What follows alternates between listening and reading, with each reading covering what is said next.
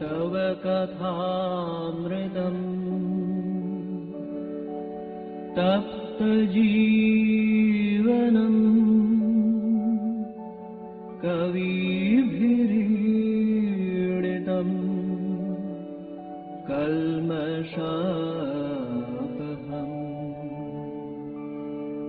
श्रवणमङ्गलम् श्रीमदाततम् भुवि गृह्णन्ति ये भूरिदा जनाः भुवि गृह्णन्ति ये भूरिदा जनाः।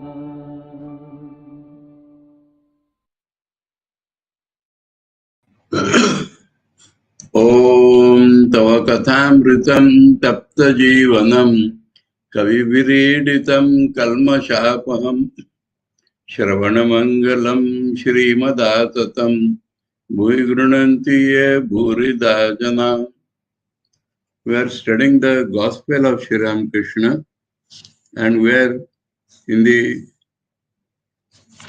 conversations of Sunday, February 22, 1885.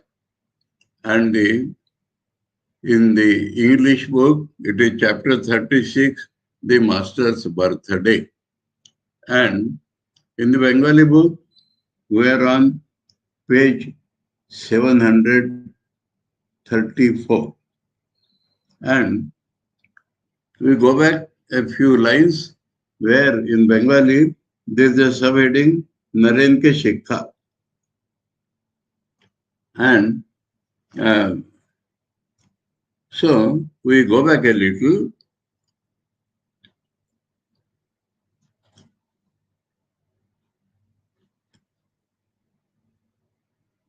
Narendra was seated near the master from here. Narendra was seated near the master. He was constantly worried about his financial difficulties at home. He was now 23 years old. Sri Ramakrishna looked at him intently. We find here also some lines of Bengali are dropped because his father had died and he had the responsibility of the entire family. Now from here, this context. Master to Narendra smiling. Undoubtedly you are Kha, but you have to worry about taxes. That is the trouble. We found that yesterday that this refers to Thakur's conversation with Krishna Kishore. Krishna Kishore was a Vedanti. He used to talk about, I am like this space, Kha. But the tax people had come and said, you do not pay the tax, we'll auction your house and everything will be sold off. So he was worried. At that time, Thakur told him that you are Kha. Why you are worried about the taxes? Let the tax people take away everything. You are Kha. So now, because of Narendra's, and Thakur has told this to his devotees several times, so Narendra knows it. All the devotees know it. So, referring to that, Thakur is telling Narendranath, because Narendranath also, here there is a line in Bengali which is missed here. Narendra also liked to discuss, think, talk about Vedanta. That line is missed. Otherwise, you would have immediately connected. So, Narendra also wanted to or liked to discuss about Vedanta. So, according to Vedanta, Brahman is Kha. And we are all Brahman, so we are all Kha. We are all space. So, in Brahman, Kha is not only space. Kha is Anandam. Brahman is Ananda Swarup. And so, Kha, Ananda, Brahma. That other meaning of Kha may be Akasha. But in Vedanta, Kha is Ananda Swarup Brahma. So, you are Kha. Then, there he told, let the tax people collect your thing. But that way he is not talking to Narendra. He is telling that you have to worry, but you have to worry about taxes. That's the trouble. Trouble means it does not go well with your philosophical thinking. If according to Vedanta you think you are Ananda Swarup Brahman, but you have to worry about finances. So this worrying about finances does not match with your thought of Brahman, thought of Vedanta. That is the meaning, but that is the problem. That is the trouble, Thakur said. By taxes, Master Masha is explaining a little. By taxes, the master meant Narendra's financial difficulties at home. Master now is recounting that Krishna Kishore thing, Thakur here, for the benefit of all. Krishna Kishore used to say that he was Kha. One day I visited him at his home and found him worried. He wouldn't talk to me freely. I asked him what's the matter. Why are you brooding like this? Krishna Kishore said, the tax collector came today. He said, my pots and pans would be sold at auction if I didn't pay my taxes. That's what I'm worrying about. I laughed and said, how is that? You are surely Kha, the Akasha. Let the rascals take away your pots and pans. What is that to you? So he has cleared that before everybody. So there is no doubt about it now. To Narendra. So I am saying that you are Kha. So it is similar to that very Nishtanta that you also talk of Vedanta. So you are Kha. Why are you so worried? Don't you know that Sri Krishna said to Arjuna, now apparently different topic, but it cannot be disconnected when Thakur is talking like that.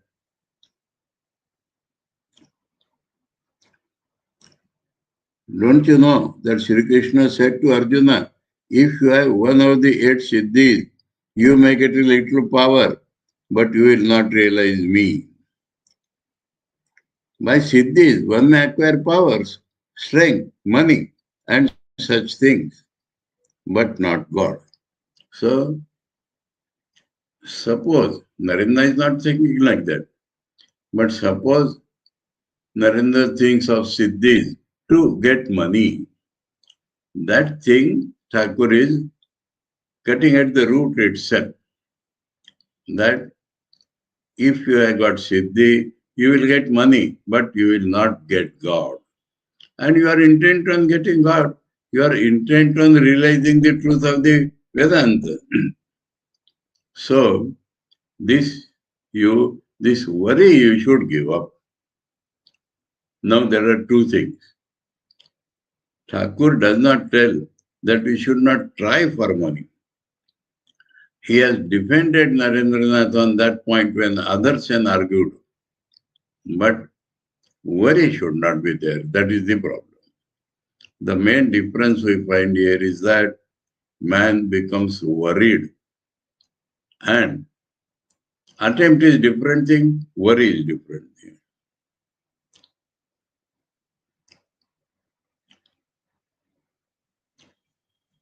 In Marathi, there is a word Kalaji, and that has 2 shades. So in Marathi, they say,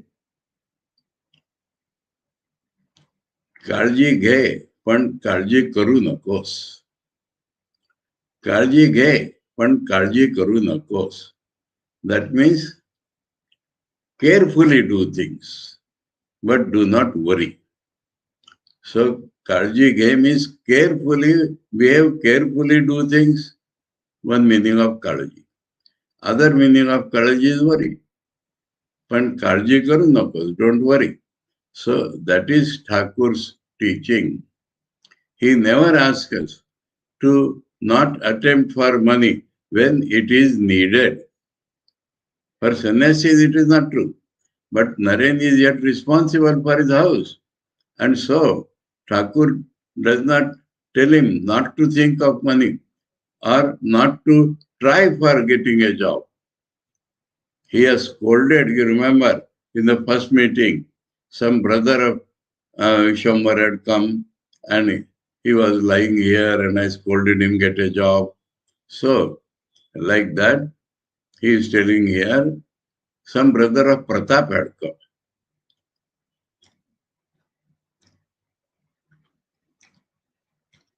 Now here, a new thought we thought, but actually, because we missed that one line, everything did not.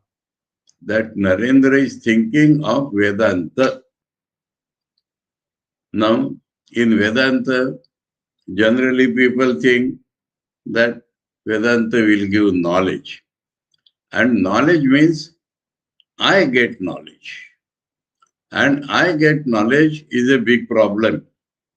When real knowledge dawns, I is lost. And that takes you beyond the relative knowledge and ignorance. That is what Thakur is teaching now. So, I feel that that line should be reintroduced in the English translation also.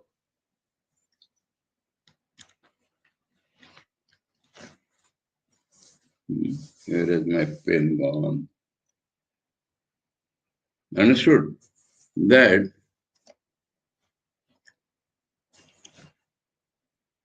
the line says,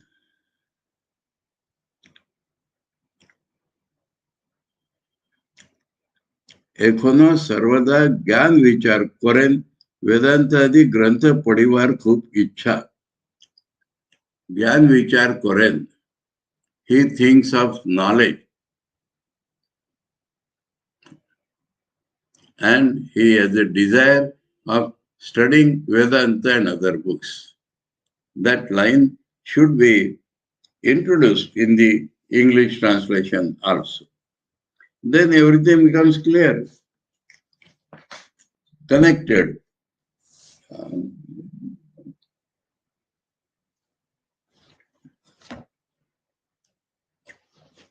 I'm writing.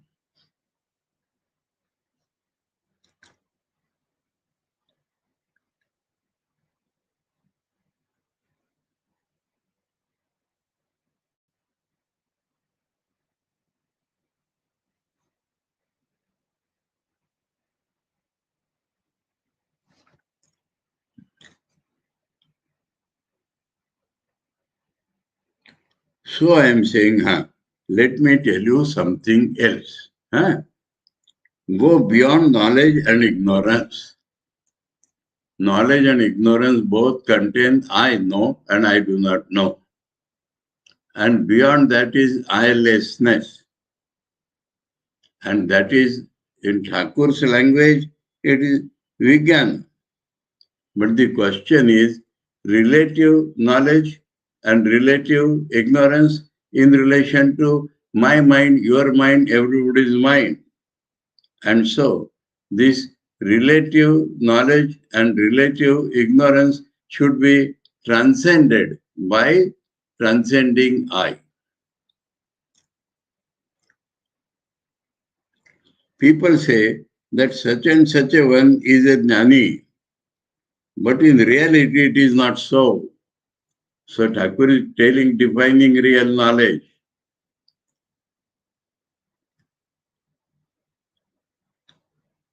He is not asking that means to go beyond real knowledge. Understood? Because people say such and such a one is jnani, but in reality is not so. Vasishtha was a great jnani in people's eyes. But even he was stricken with grief on account of the death of his sons. That is an old story. a rivalry between one Vishwamitra and Vasishtha, and Vishwamitra had killed Vasishtha's 100 sons. And so Vasishtha was weeping, worried. He did not react, but he was worried. So many things Vishwamitra tried, but Vasishtha never reacted. And then Vishwamitra understood the glory of a real man of knowledge. That is the whole story. But here, Vasishtha was a great jnani, but even he was stricken with grief on account of the death of his son. At this, Lakshmana said to Rama, "This is amazing, Rama. Even Vasishtha is so grief-stricken." Rama said, "Brother, he who has knowledge has ignorance as well." Both means I. He who is aware of light is also aware of darkness. Same thing. I am aware of light. I am aware of darkness. He who knows good also knows bad. There also my good and my bad. He who knows happiness also knows misery. Brother, go beyond duality. Go beyond duality. I know this is duality. Beyond pleasure and pain. Beyond knowledge and ignorance. So, all the dual throngs are true in the world, but they are unreal from the absolute reality point of view. And that is real knowledge. But this relative knowledge and ignorance is equivalent to relative pain and pleasure, relative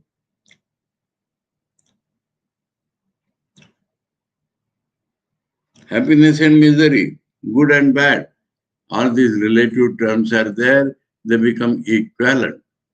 But beyond that is the real knowledge where there is no duality, no I, the knower.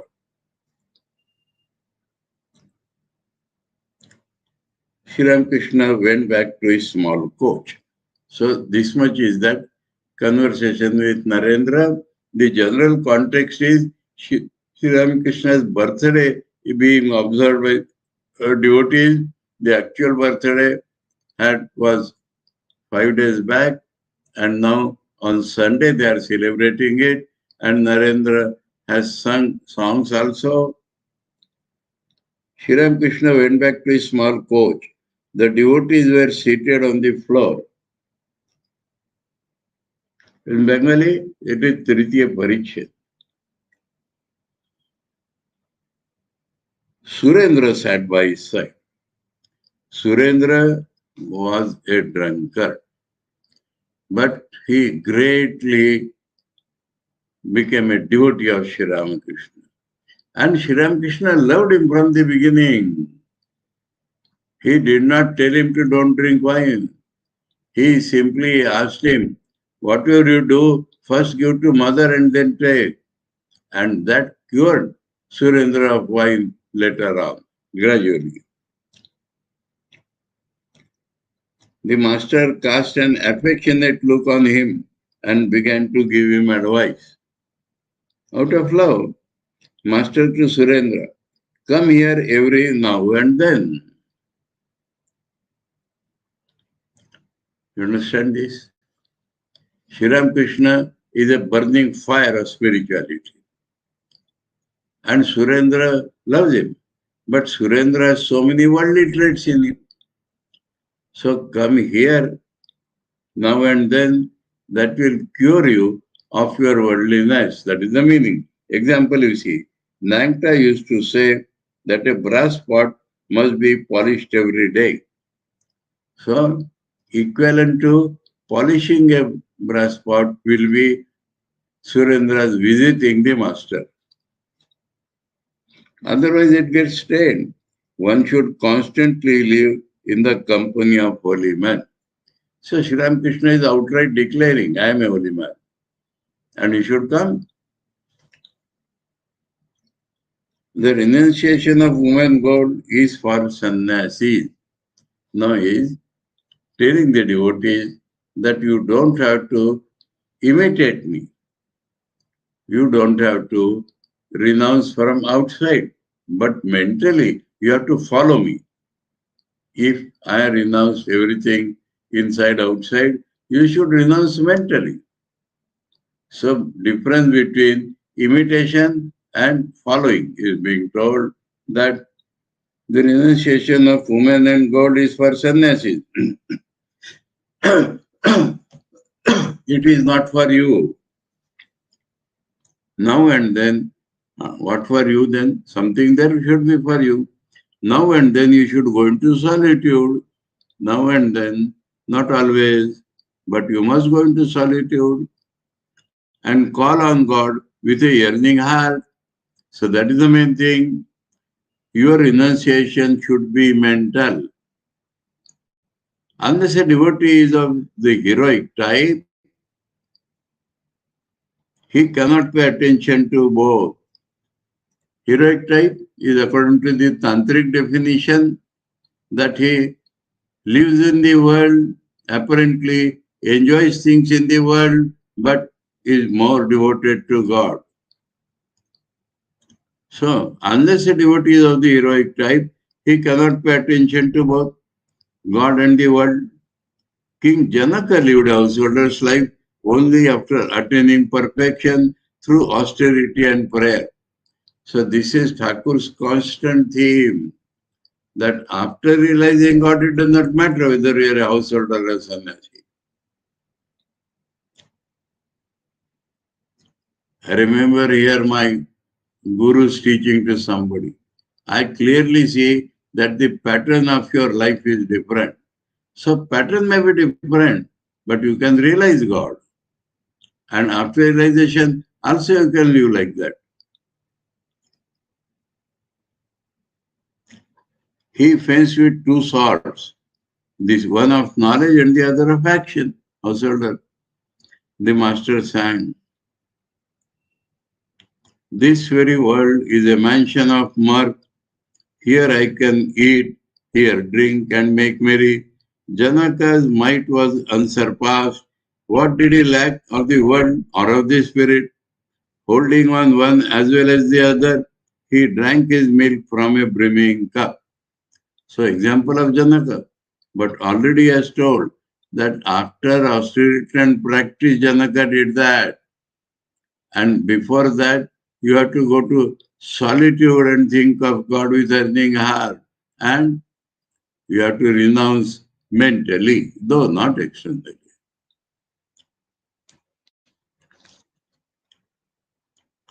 Master, for you, as Chaitanya said, the discipline to be practiced are Vaishnava's teaching here is telling what Chaitanya told.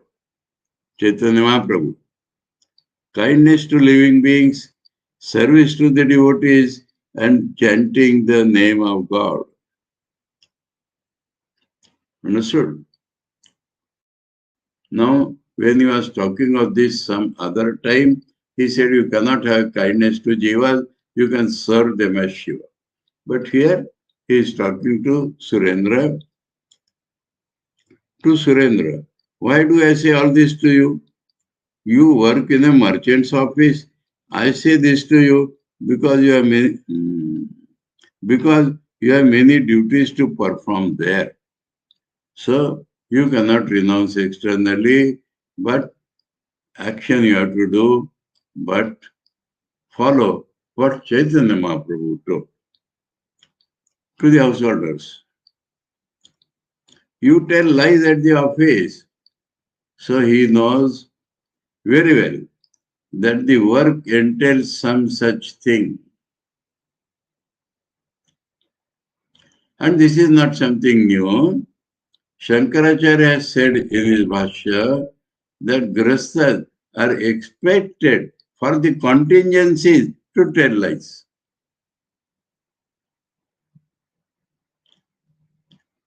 Then why do I eat the food you offer me? Because you give your money in charity, you give away more than you earn. So, that mitigates your telling lies in the office. It may be essential to tell lies, but you are not doing that to grab money. Required essential you are earning, but you are spending, giving in charity more than you earn.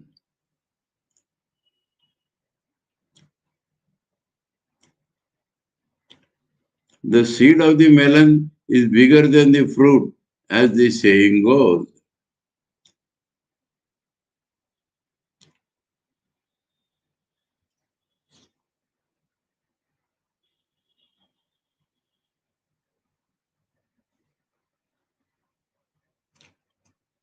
Hmm?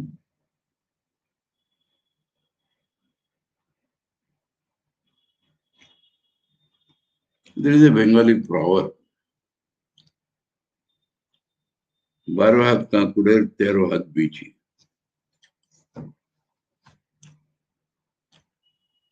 It is only being used for you spend more than you give charity more than you earn.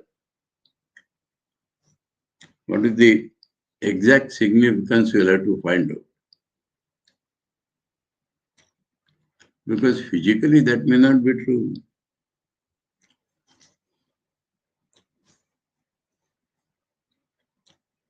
I cannot eat anything offered by miserly people. Their wealth is squandered in these ways, so they are miserly. But the wealth does not stick to them. First, litigation. Second, thieves and robbers. Third, physicians. These ways, not three ways. Fourth, their wicked children's extravagance. It is like that. So money goes away, though they are miserly. They do not give in charity. That would be the best use of that money. But that they are not doing. I cannot eat food given by their hand because that is impurity.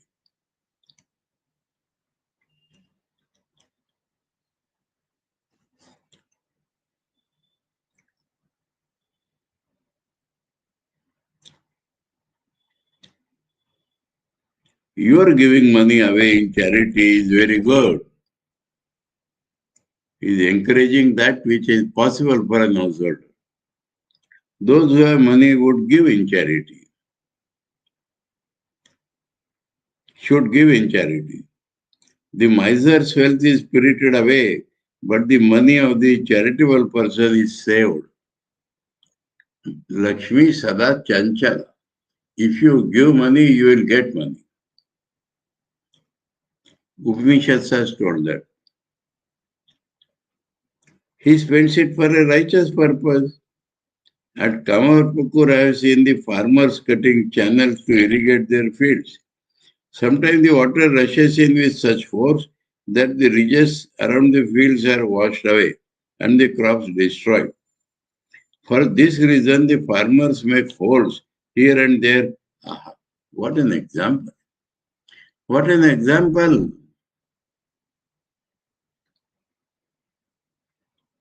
For this reason, the farmers make holes here and there in the ridges. Since the water escapes through the holes, the ridges are not destroyed by the rush of the water.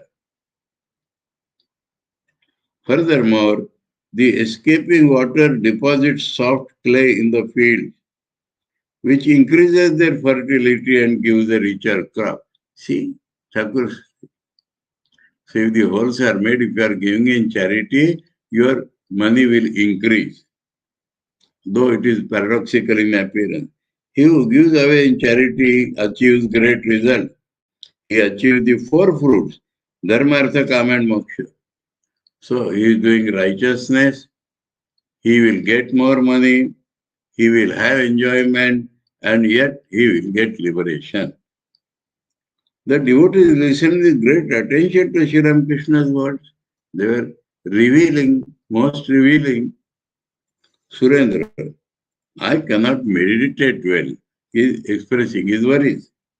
I repeat the Divine Mother's name now and then. Lying in bed, I repeat her name and fall asleep. Master, that is enough.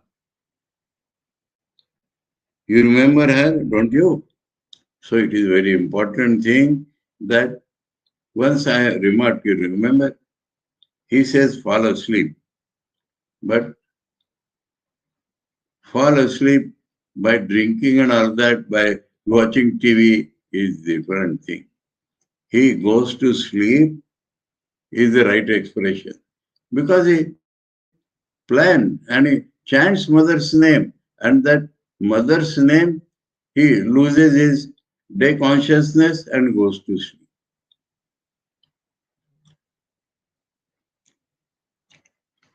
So Thakur said that is enough. You remember her, don't you? There are two kinds of yoga, Mano Yoga and Karma Yoga. To perform following the Guru's instructions, such pious acts as worship, pilgrimage, and service to living beings is called Karma Yoga. The duties that Janaka performed are also called Karma Yoga. The meditation and contemplation of the yogis is called Mano Yoga. No externality, it is Mano Yoga. Sometimes I say to myself in the Kali temple, oh mother, the mind is nothing but yourself. That is Vedanta, true Vedanta. Therefore, pure mind, pure buddhi, and pure Atman are one and the same thing. That is the true Vedanta, Gautpadi Vedanta. Atman is one without a second. Atman appears in so many forms. Atman appears as the mind. Atman appears as the buddhi. So for a man of realization, his mind or his buddhi is not separate from Atman. It does not have any existence other than Atman for a man of realization. So Thakur tells this as beyond everything. It was about dusk. Many of the devotees saluted Sri Ramakrishna and started to go home. The master went to the west porch. Bhavanath and M were with him. Master to Bhavanath, why do you come here so seldom after his marriage? Bhavanath, smiling, sir, I visit you once in a fortnight. I saw you in the street the other day, so I didn't come here. Mathematics is using. Master, what do you mean? What can you gain by mere seeing? Touch and talk are also necessary. So when you come near, you touch me, I touch you. And you talk with me, I talk with you. So seeing from a distance is not equivalent to this.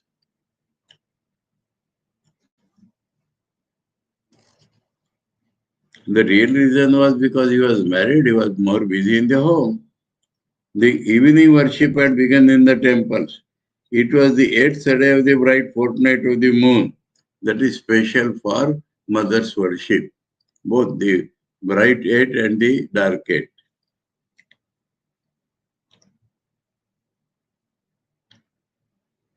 The temple domes, the courtyard, the gardens and the trees were shining in the moonlight because bright fortnight. The Ganges was flowing north with a murmuring sound. This I explained many times because the tide in the ocean comes in the Ganges up to Farakka barrage. So in Dakshineshwar, sometimes the Ganges flows north and sometimes it flows south toward the ocean. So that is a way of the time, remembering the time. The Ganges was flowing north with a murmuring sound. Sri Ramakrishna sat on the small coach in his room, absorbed in contemplation of the Divine Mother, which is the most natural thing for him. The evening worship was over. One or two devotees were still in the temple garden. Narendra had left. Sri Ramakrishna was facing the veranda. So Master specially mentioned Narendra. Sri Ramakrishna was facing the veranda northeast of his room. M stood there looking at him. Suddenly he said to him, oh, how sweet Narendra's music is. So that became the context. Narendra is not present, but Thakur is praising him. Yes, sir. That song beginning with "In Dense Darkness" is particularly beautiful. Master, you are right. Narendra sang it twice. That song has a deep meaning. A part of my mind is still drawn to it. Hmm. Yes, sir. Master, meditation in darkness is prescribed in the Tantra. Girish Ghosh came, so he is still there. Girish Ghosh came and stood by Sri Ramakrishna, who had started to sing. Sri Ramakrishna started to sing, "Is Kali, my mother, really black?" Kali is the name. Kali means one meaning the black one. The other meaning is Kali is the feminine of Kala. So she is the consort of Mahakala, which is Shivaji's name. So time the destroyer. Kali is the destroyer. And so Kali has a double meaning. Now this devotee says, "Is Kali, my mother, really black?" Here in Bengali,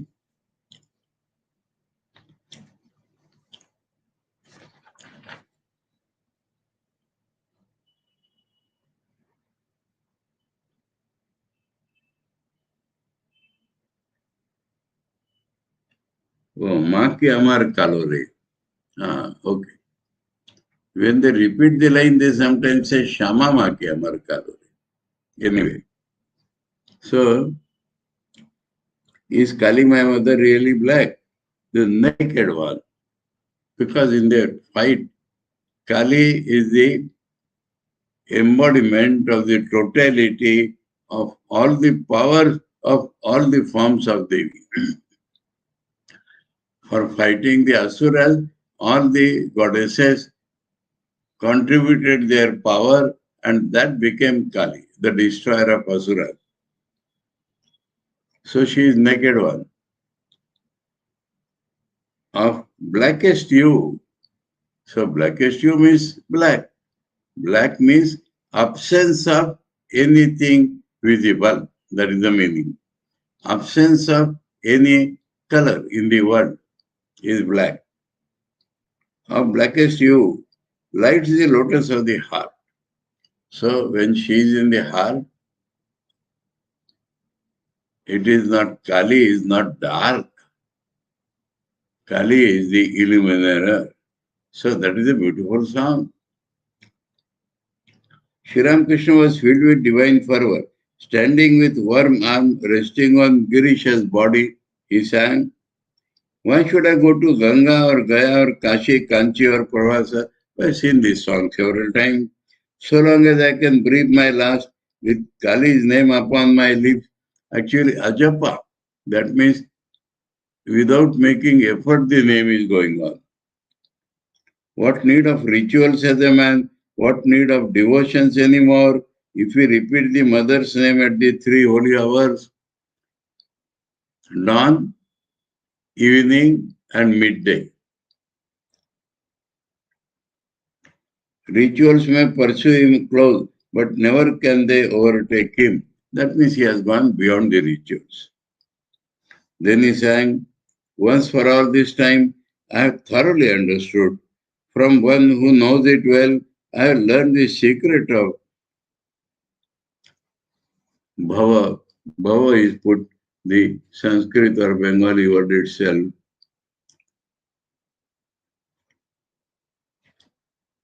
Bhava, bhalo bhavir kache bhav shikechi.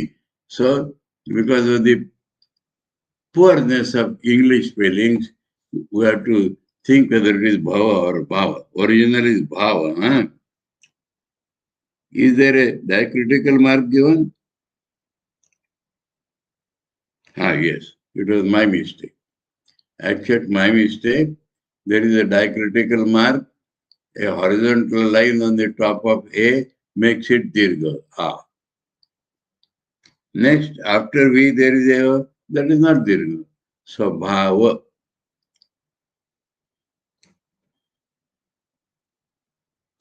From one who knows it well, I have learned the secret of bhava. Bhava is the loving relation with God. A man has come to me from a country where there is no night. So that man is a guru, realized soul. And now I cannot distinguish day from night any longer. So he has taught me to remove the duality. Rituals and devotions have all grown profitless for me. I have gone beyond them. That is the real bhava. My sleep is broken. How can I slumber anymore? For now I am wide awake in the sleeplessness of yoga. So, sleeplessness of yoga, it is not insomnia. But sleep here means unawareness of the nature of reality. That is gone. If you are aware of the nature of reality, you are awake. So this is a little symbolical song. O Divine Mother, made one with thee in yoga sleep at last, my slumber have lulled asleep forevermore. So my sleep has gone to yoga sleep. Yoga sleep is not sleep. So my sleep has gone to yoga sleep. I am always awake. Same meaning, unconsciousness of the reality is sleepy. That is gone. I bow my head, says Prasad, it is the Ramaprasad song. Before desire and liberation, I bow. So gone beyond the idea of liberation. Knowing the secret that Kali is one with the highest Brahman, I have discarded once for all both righteousness and sin. I have gone beyond duality. As Sri Ramakrishna looked at Girish, his ecstatic fervor became more intense. That was because of Girish's absolute faith that Sri Ramakrishna is God himself. He sang, I have surrendered my soul at the fearless feet of the Mother. Am I afraid of death anymore? Undo the tuft of hair on my head is tied the almighty mantra. Unto the tuft of hair on my head is tied the almighty mantra, Mother Kali's name. So Yama cannot catch me by that tuft. And with my body I have sold in the marketplace of the world. That means discarded without any interest in the body. And with it I have bought Sri Durga's name. So that is very beautiful poem that in the worldly market, that means I have left my interest in the body, and that is like a business. From that I purchased Mother's name. So Mother's name is my only possession now, not body.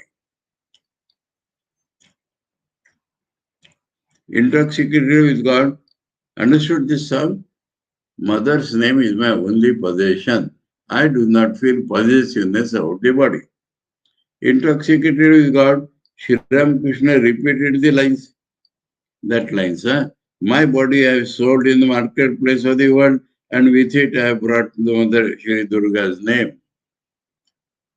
Looking at Girish and M, he said, divine fervor fills my body and robs me of consciousness external.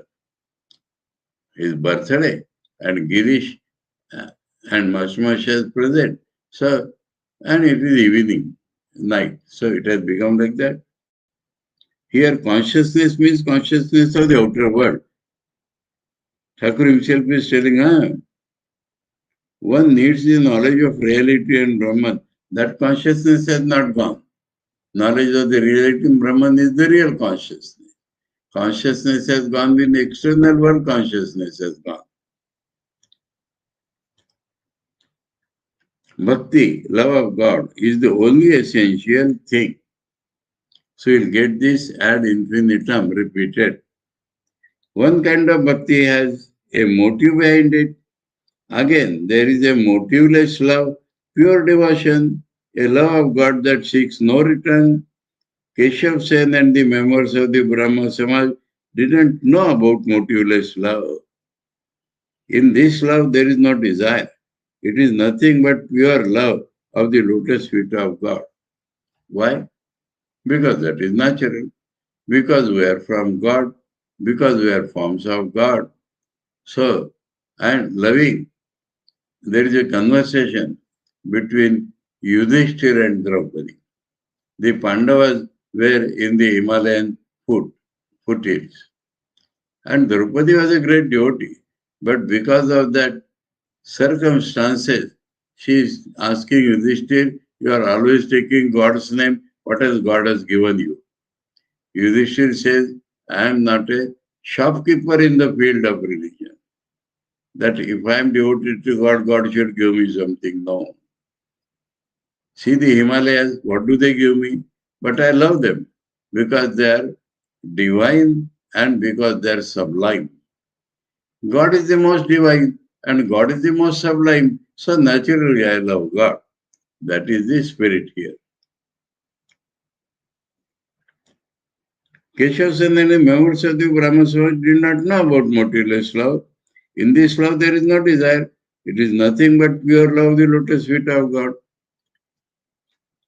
There is another kind of love known as Urjita Bhakti, an ecstatic love of God, where man loses this external consciousness. So that is still higher.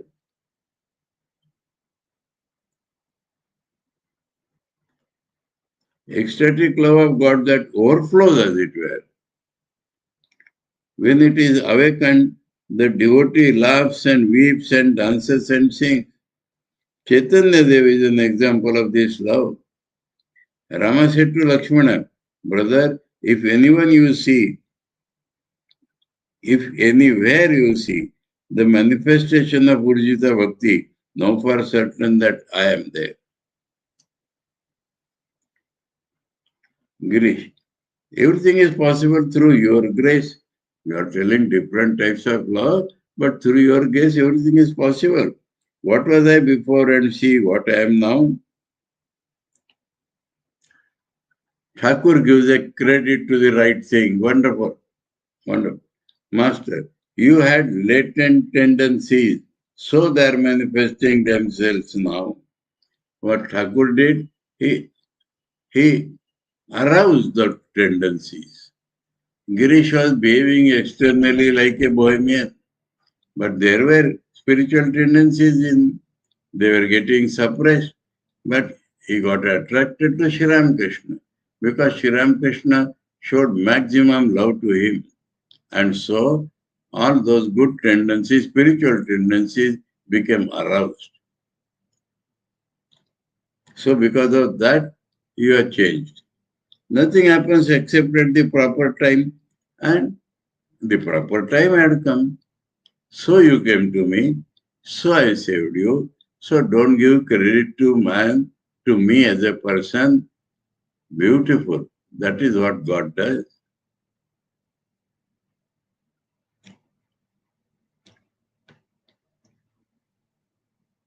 Take the case of a patient.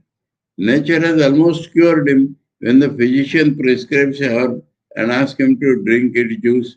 After taking the medicine, he is completely cured. Now, is the patient cured by the medicine or does he get well by himself? Who can tell? Example. Lakshmana said to Rama, this all from Adhyatma. Lakshmana said to Lava and Kusha, you are mere children. Lava and Kusha were children of Ramachandra. You don't know Rama's power. At the touch of his feet, Ahalya, who had been turned into a stone, got back her human form. Gautam Rishi, his wife was Ahalya. She was pure, devoted to Gautam. But Indra, the king of gods, saw her beauty and became infatuated. And when the Gautam Rishi was absent, Indra took the form of Gautam Rishi and came to her. It is said that she had recognized, but she also became tempted to have enjoyment with Indra, the king of gods. And so, when they were engaged like that, Gautam Rishi came back and he cursed Indra, telling that you will have 1,000 marks of women vulva on your body. Then the gods requested, and those 1,000 became Indra's eyes. To Ahalya, he cursed. According to some, Adhyatma Ramayana, stone. According to Valmiki Ramayana, in form of an invisible presence there in the ashram. And the removal of that curse was, Gautam himself said that when Ramachandra comes and touches you, you will become released and you will become your old Ahilya form again. So that is the story being referred to, that Lava and Kush, Lakshmana is telling that Ahilya, who had been turned into a stone, got back her human form at the touch of his feet. Lava and Kusha said, revered sir, we know that. We have heard this story. Because Valmiki himself has taught them this story. The stone became Ahilya because of the power of the holy man's words. The sage Gautama said to her, in the Treta Yuga, Ram will pass this hermitage, you will become a human being again at the touch of his feet. So different yugas of the cycle, that was in the past stage, then in the next stage, this will happen. You will become a human being again at the touch of his feet. Now who can tell whether the miracle happened in order that the sage words should be fulfilled or on account of Rama's holiness? So Thakur is giving this example to Girish to tell that a proper time has to come and your own sanskar has brought you back. This is a big lesson to us also, that Thakur did not go about whole Calcutta to redeem the drunkard people. Why should redeem Girish only? Because Girish had the sanskaras. But of course, Thakur did it because of Girish's faith.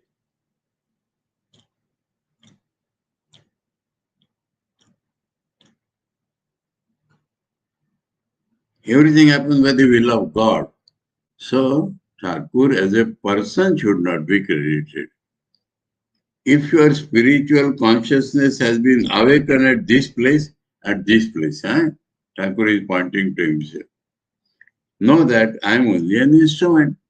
Through that body, God has worked. Do not give credit to a person, but to God. Uncle Moon is everybody's uncle. All happens by the will of God. So, that is how children are taught in India. Suppose you don't have an uncle, but Uncle Moon is available. So, Uncle Moon is the uncle of all.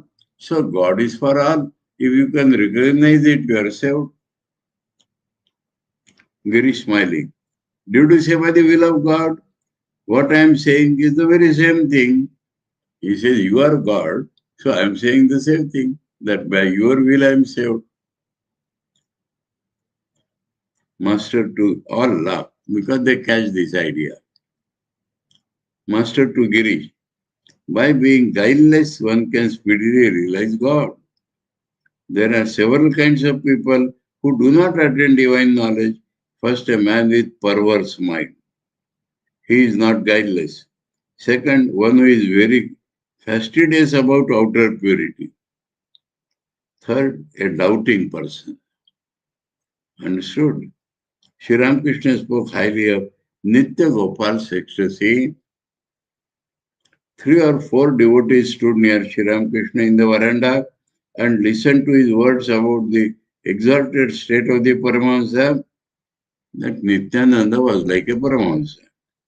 The master said, a Paramahansa is always conscious that God alone is real and also is illusory. Only the swan has the power to separate milk from a mixture of milk and water. Hamsa means swan. Parama means supreme. The swan's tongue secretes an acid that separates the milk from the mixture. So the physical science explanation also Thakur knows. The Paramahansa also possesses such a juice. It is his ecstatic love for God. See equivalence? That separates the real from the mixture of the real and unreal. Through it, one becomes aware of God and sees Him. So, the birthday date is over. And the conversation of that day are over. Om Tava Kathāmritam Tapta Jivanam Kavividitam Kalma Shapam Shravanamangalam Shrimadatam Bhui Grunanti Ye Bhurida Jana Om Shanti Shanti Shanti Hari Om Tat Sat Sri Ramakrishna Arpanamastu.